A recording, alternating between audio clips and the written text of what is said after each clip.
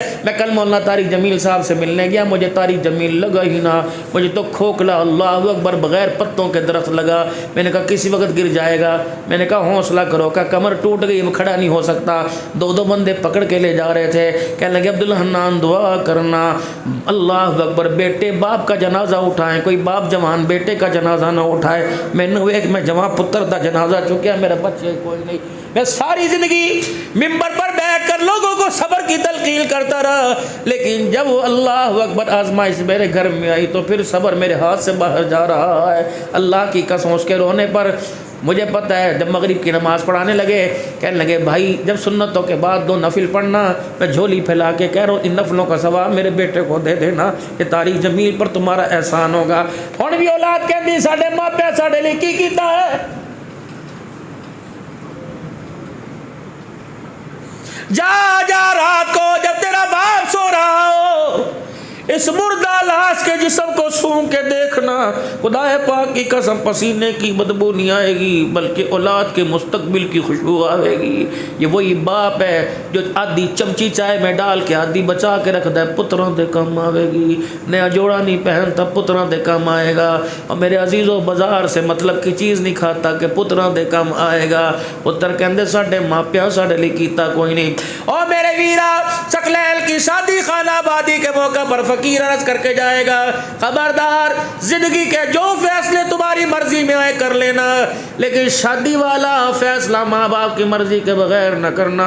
Cancer جیسے مرض کو برداشت کرتے ہیں، جب بیٹا اپنی مرضی چلا کے گھر آباد کرتا ہے ماں باپ سے مرض برداشت نہیں ہوتا، ابا فالج میں چلا جاتا ہے، ماں کومے کے اندر چلی جاتی ہے۔ اور خبردار ان کی طرف انگلی بھی کبھی نہ اٹھانا، اف کہنا تو دور کی بات ہے، چیخنا تو دور کی بات ہے، چلانا تو دور کی بات ہے، ان کی طرف یوں کر کے انگلی نہ اٹھانا۔ خدا پاک کی قسم ماں باپ پر تیری انگلی اٹھ گئی تو روزے والا بھی ناراض ہو جائے گا، عرش والا بھی ناراض ہو جائے گا۔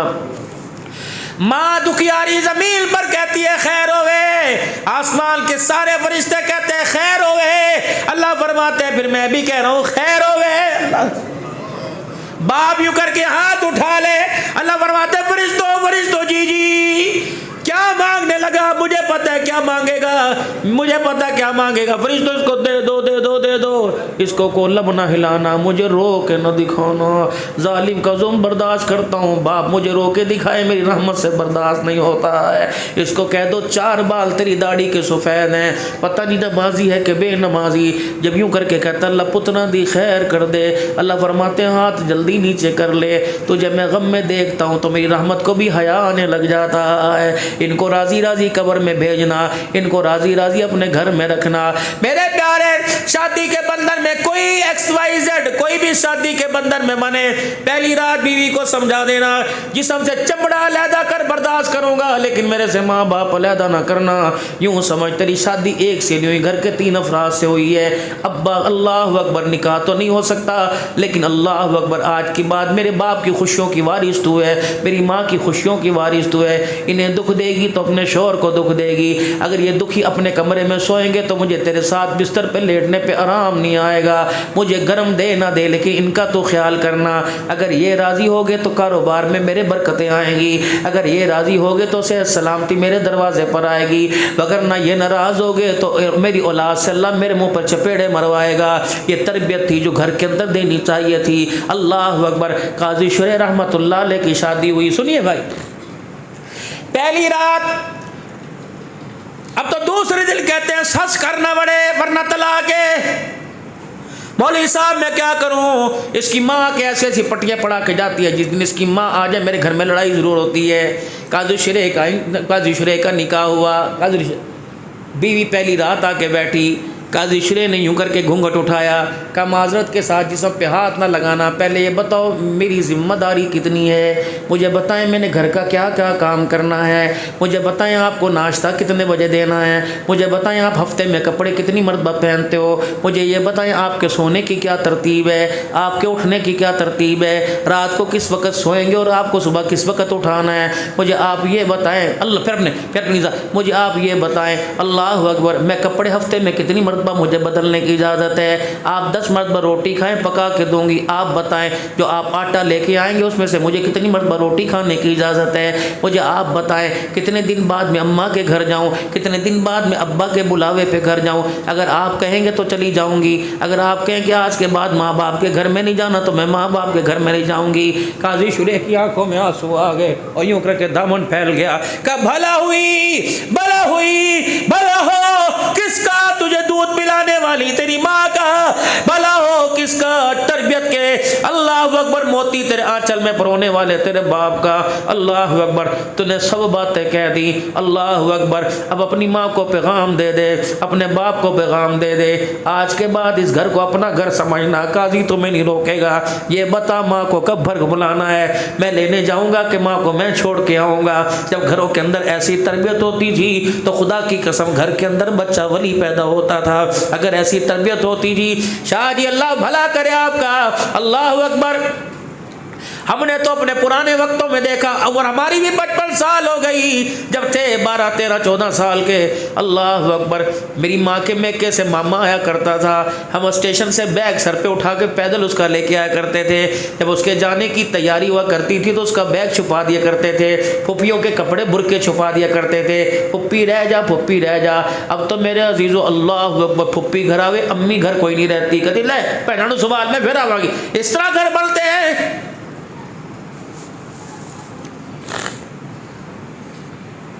سمجھا دینا ثقلین خدا کے واسطے آنے والی کو، محنتیں کر کر کے تیرا لال جوڑا، محنتیں کر کر کے جتنا بھی زیور بنایا ہماری خون پسینے کی کمائی ہے، تجھے پتہ ہے میرے گھر کے بسانے میں میری ماں کی کتنی مرتبہ راتوں کے اندھیرے میں دن کے اجالے میں ہاتھ اٹھے، گھر کو جنت بنانے کے لیے آنا، گھر کو جہنم بنانے کے لیے آنا، اگر جنت بنائے گی تو میری خدمات تیرے ساتھ ہے، اگر جہنم بنائے گی تیرا کچھ نہیں بگڑے گا، میرے گھر کا شرازہ ہی بکھر جائے گا۔ میں تجھے لال جوڑے میں براتیوں کے سامنے لے کے آیا ہوں، اللہ اکبر، پھولوں والی گاڑی کے اندر لے کے آیا ہوں، خبردار یہ پھول کی اہمیت کو پھول گھر کے اندر کھلنے دینا، وگرنہ تیری مرضی ہزاروں گھر بنے ہزاروں ٹوٹ گئے۔ یہ ازواجی زندگی کا معیار علماء اکرام سے سیکھا جائے، علماء اکرام سے آ کے پوچھا جائے کہ ہم نے ازواجی زندگی بنانے کیسی ہے۔ اللہ ماشاء اللہ ماشاء اللہ، بہت ہی ننھے منھے پیارے پیارے میرے بھائی ماشاء اللہ، اتنے ننھے بھی نہیں ماشاء اللہ، 2-4 بچوں کے باپ ہے، بڑی پیاری پیاری چھوٹی چھوٹی بیٹی ہیں ماشاء اللہ، اللہ انہیں سلامت رکھے، اللہ ان کی نصیب اچھو۔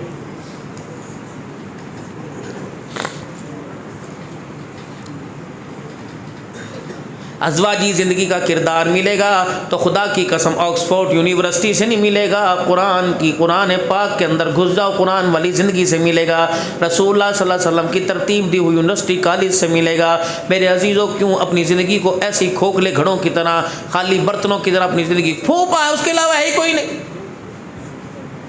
میں پرسوں ترسوں ایک جگہ تقریر کر رہا تھا کہ لگے مولانا مردوں سے زیادہ عورتیں بیٹھی ہوئی، میں نے کہا ان بیٹیوں سے پوچھو، ہر بندہ لنگڑا لولہ نظر آتا ہے، ہسپتال کے اندر فالج ہو گیا، بلڈ شوٹ کر گیا، عورتوں کو کیوں نہیں ہوتا؟ کبھی اولاد کے ذریعے میرے عزیزوں کہلواتی ہیں، کبھی بچہ باپ کے آگے مزوری کرتا ہے، کہتی میں تو کچھ نہیں کہہ رہی، یہ اس کو جواب دو، کبھی بیٹیوں کے، اور آج تک عارفی صاحب ہم نے نہیں دیکھا کبھی بیٹیاں باپ کے آگے بولی، اب تو باپ کے آگے بیٹی مزوری کرتی ہے، باپ کا شرم سے سر ہی جھک جاتا ہے اور کہتا ہے جب بیٹی میرے آگے مزوری کرنے لگی میری زندگی کا ککھ ہی کوئی نہیں بچا ہے۔ آج گھر کے اندر میرے عزیزوں بیٹیاں اپنی مستقبل نہیں خود بنا رہی، نہیں بابا آپ نہ بولنا، اگر آپ نے بولنا تھا تو مجھے آپ نے پڑھایا کیوں ہے، اگر آپ نے پڑھایا تو زندگی کا فیصلہ میں کروں گی، ابو جی شادی تو نہیں کرنی، ابا شادی میں کرنی ہے، تائے دے کر دا ابا جی بندر نال میں نہیں کرنی، اچھا تیری ماں دے کر تیری پھپھیاں دے خالہ دے، نہیں ابا جی میں کوئی نہیں کرنی۔ کیڑا سورما لے کے آئے گی جو باپ کو باپ نہ سمجھے، عورت کو پیر کی جوتی سمجھے، بھائی کو بھائی نہ سمجھے، باپ کو باپ نہ سمجھے، کون سا لے کے آئے گی جو تیرے جہیز کا بھی سودا کر کے چلا جائے گا؟ خدا پاک کی قسم ہے، ہم نے اپنے بڑوں سے سنا تھا پرایا دشمن مارے گا دھوپ میں پھینکے گا، اپنا مارے گا تو چھاؤں میں پھینکے گا، درد تو اپنے کو ہی ہوتا ہے، چلو 10 کو نہ صحیح 11ویں کو تو احساس پیدا ہو جائے گا۔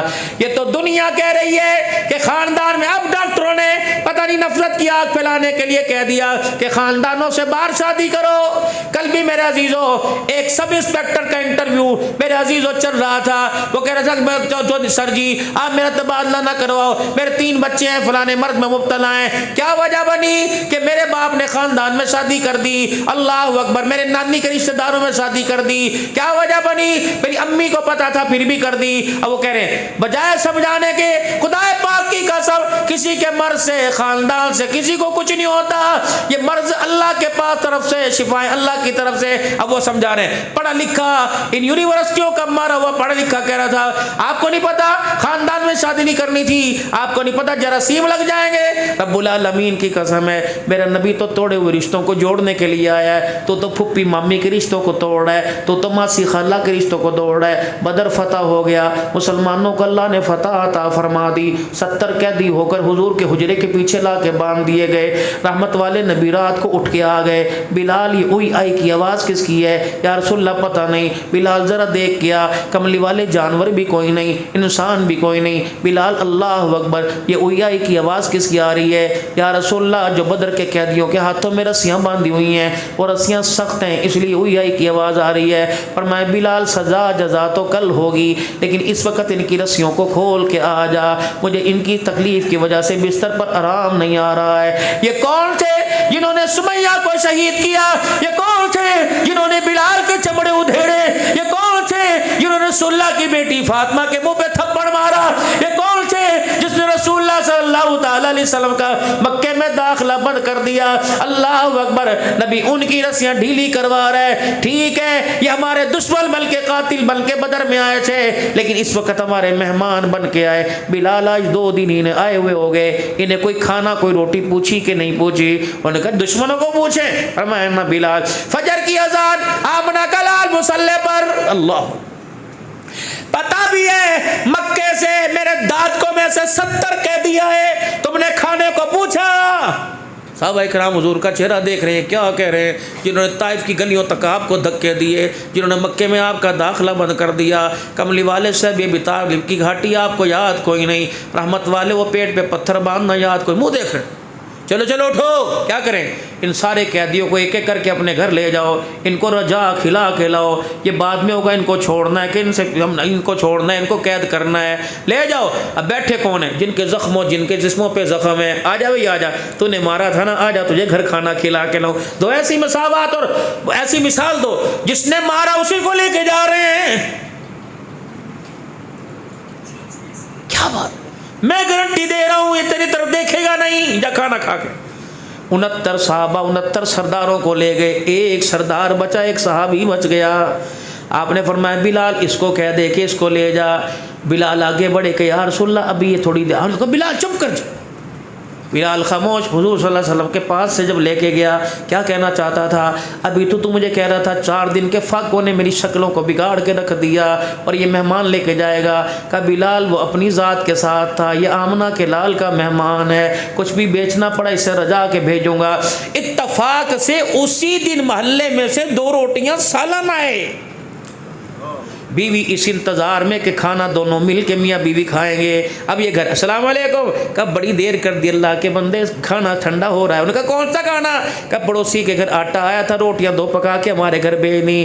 کہا آج بھی فاقے کے ساتھ ساری رات گزارنی پڑے گی۔ انہوں نے کہا خیر ہوئے، کہا مہمان آیا ہے۔ اب وہ بولنے لگی مہمان، اور چپ میرا نہیں ہے، حضور صلی اللہ علیہ وسلم کا مہمان ہے۔ فوراً ہی سارے غصے ٹھنڈے ہو گئے، چنگیر سالن روٹیاں لے کے آ گئی، لو بھی کھلاؤ، کہاں بیٹھ کے کھلاؤ گے؟ جب وہ روٹی سالن لے کے چلنے لگے، کیسا ہے؟ کہ بڑا گبرو، کہ 2 روٹیوں میں گزارا کہاں سے ہوگا؟ کہ اللہ اکبر، دسترخوان بچھا، میں اللہ سے دسترخوان کے بھرم کے لیے دعا کروں گی، برکت وہ دے گا، رجا دے گا۔ پھر واپس آئے اور آ کے کہنے لگے اللہ کی بندی، عرب کا دستور نہیں ہے؟ ماشاءاللہ ماشاءاللہ، آجے میں آجے، کہ اللہ کی بندی عرب کا دستور نہیں ہے؟ کہ کیا دستور؟ کہ عرب میرے صرف 5 منٹ ہے میرے بھائی، ماشاء ادھر آجے، اوپر آجے، اوپر آجے، اوپر آجے، ماشاءاللہ، اہلا و سہلا، برابر۔